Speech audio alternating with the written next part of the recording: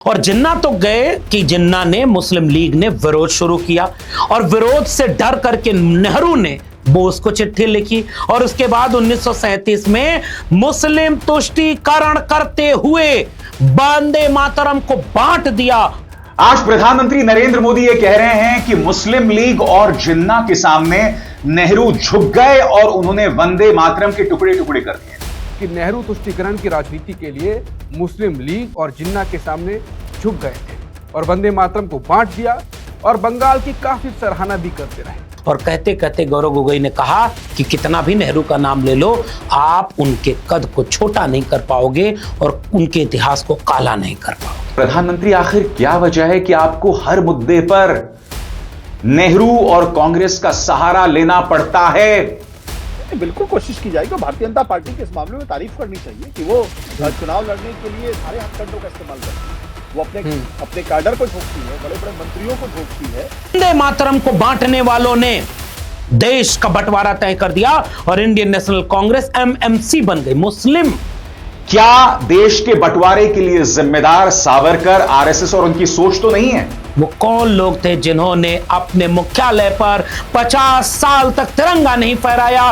वो लोग आज राष्ट्र की देशभक्ति का सर्टिफिकेट बाकी लोगों को बांटने चले।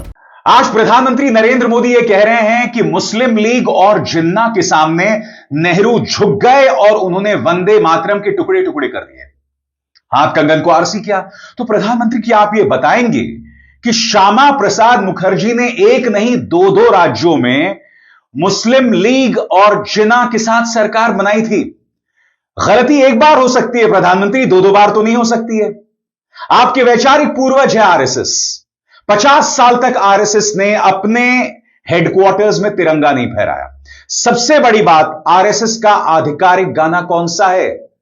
नमस्ते सदा वत्सले मातृभूमि। खूबसूरत गाना, इसमें दो राय नहीं है। वंदे मातरम तो नहीं था ना?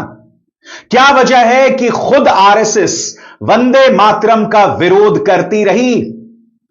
मुद्दे पर आइए प्रधानमंत्री, इधर उधर भटकने की जरूरत नहीं है।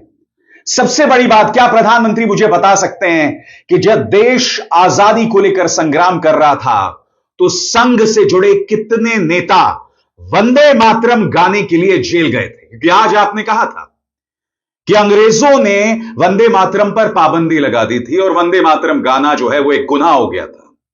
तो क्या आप मुझे बतलाने की कृपा कर सकते हैं कि आरएसएस के कितने नेता वंदे मातरम गाने के लिए जेल गए थे? हकीकत यह है दोस्तों कि वंदे मातरम का नाता बंकिम बाबू से है। बंकिम बाबू की पृष्ठभूमि बंगाल से है और अगले साल बंगाल में चुनाव होने वाले हैं। यही वजह है कि इस मुद्दे को लेकर बहस हो रही है। जी हां, और कोई वजह नहीं है। वरना मैं आपसे पूछना चाहता हूं, देश के सामने इतने मुद्दे मुंह बाहे खड़े हैं, उन पर बहस क्यों नहीं होती है? आंतरिक सुरक्षा को लेकर सवाल है, प्रदूषण को लेकर सवाल है, हवाई अड्डों में जो अफरा तफरी मची हुई है, इंडिगो जिस कदर मनमानी कर रही है, जिस तरह का एकाधिपत्य है और इंडिगो के सामने यह सरकार नतमस्तक हो गई है, वो एक बहस का मुद्दा है। मगर नहीं साहब, बहस किस पर हो रही है? बहस वंदे मातरम पर हो रही है। उसमें कोई आपत्ति नहीं है मुझे। आपको समझना पड़ेगा दोस्तों, ये वो आरएसएस है जिसने 1942 के भारत छोड़ो आंदोलन का विरोध किया। ये वो आरएसएस है जिनके नेताओं ने सुभाष चंद्र बोस का विरोध किया। ये वो आरएसएस है जिसके दफ्तर में 50 साल तक तिरंगा नहीं फहराया गया और जब नागपुर में 3 लोग पहुंचे थे उनके दफ्तर में तिरंगा फहराने के लिए, तब आरएसएस ने उन पर मुकदमा कर दिया था। प्रधानमंत्री, आखिर क्या वजह है कि आपको हर मुद्दे पर नेहरू और कांग्रेस का सहारा लेना पड़ता है? क्या देश के बंटवारे के लिए जिम्मेदार सावरकर, आरएसएस और उनकी सोच तो नहीं है? इसमें दो राय नहीं है कि उस वक्त जो कांग्रेस थी उसने कई गलतियां की, मगर इसका अर्थ यह नहीं है कि हम ऐतिहासिक घटनाओं को कुरेद कुरेद कर उसकी चर्चा आज करें।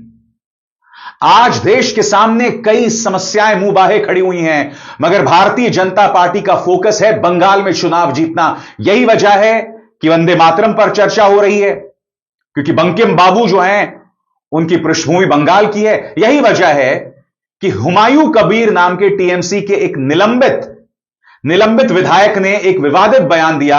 बाबरी मस्जिद को लेकर, उसको लेकर जबरदस्त चर्चा हो रही है। संविधान का अपमान करने वाले धीरेन्द्र शास्त्री को बंगाल में उतार दिया गया है। इन दोनों घटनाओं को आप अलग मत रखिए। प्रधानमंत्री नरेंद्र मोदी ने जिस तरह से नेहरू पर प्रहार किया है, सुप्रिया सुनेत और जयराम रमेश दोनों ने प्रहार, क्या कहती हैं सुप्रिया सुनेत आपके स्क्रीन पर? मोदी जी फेंकिए मत, यह बताइए आप लोगों ने आजादी की लड़ाई क्यों नहीं लड़ी? आप लोग अंग्रेजों के लिए मुखबरी क्यों करते थे? आप लोगों ने संविधान क्यों जलाया? आप लोगों ने 53 साल तिरंगा क्यों नहीं फहराया? आप लोग शाखाओं में वंदे मातरम क्यों नहीं गाते?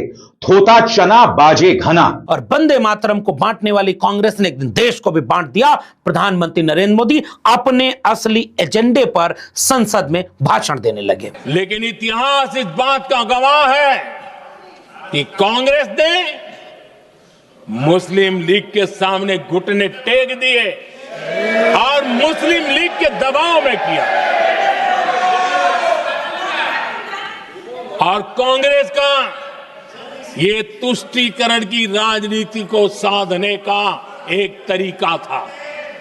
लेकिन कमाल की बात देखिए, लोकतंत्र की खूबसूरती भी यही है जहां एकालाप नहीं चलता। अगर आपने कोई बात कही तो उसका सामने से तुरंत जवाब आया, दो जवाब आया। पहला कि बात वंदे मातरम के इतिहास की हो और उस इतिहास के मूल्यांकन में वो बार बार कांग्रेस और नेहरू को दोषी करार देते हैं, तो उस बीच में गौरव गोगोई ने एक चिट्ठी दिखा दी और उन्होंने कहा कि अब तक की जितनी डिबेट हुई है उसमें कितनी बार नेहरू का नाम लेते हैं प्रधानमंत्री, और कहते कहते गौरव गोगोई ने कहा कि कितना भी नेहरू का नाम ले लो, आप उनके कद को छोटा नहीं कर पाओगे और उनके इतिहास को काला नहीं कर पाओगे। लेकिन उससे ज्यादा महत्वपूर्ण बात कि मुस्लिम लीग के दबाव में वंदे मातरम का 2 स्टेंजा चुना गया 1937 में और मुस्लिम तुष्टीकरण करते हुए वंदे मातरम को बांट दिया। प्रधानमंत्री नरेंद्र मोदी इसी मकसद से वंदे मातरम की चर्चा करने का शुरुआत कर रहे हैं। अब तक क्या होता था, कोई भी संसद में जब चर्चा होती थी तो दोनों पक्षों की तरफ से वक्ता बोलते तो आखिरी में प्रधानमंत्री जवाब देते थे, सबसे लास्ट भाषण होता था।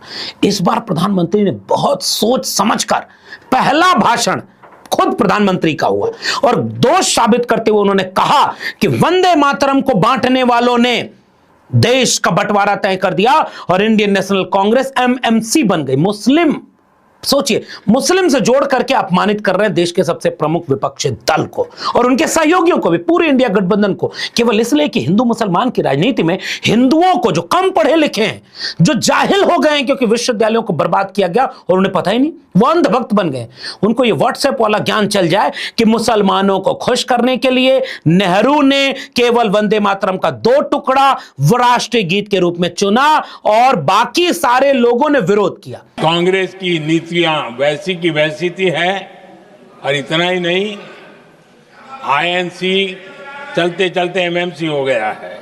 ऐसा क्यों होता है कि देश के नफरत के इन तमाम एजेंडों में हिंदू महासभा और मुस्लिम लीग एक जैसे दिखते हैं? वो कौन लोग थे जिन्होंने अपने मुख्यालय पर 50 साल तक तिरंगा नहीं फहराया?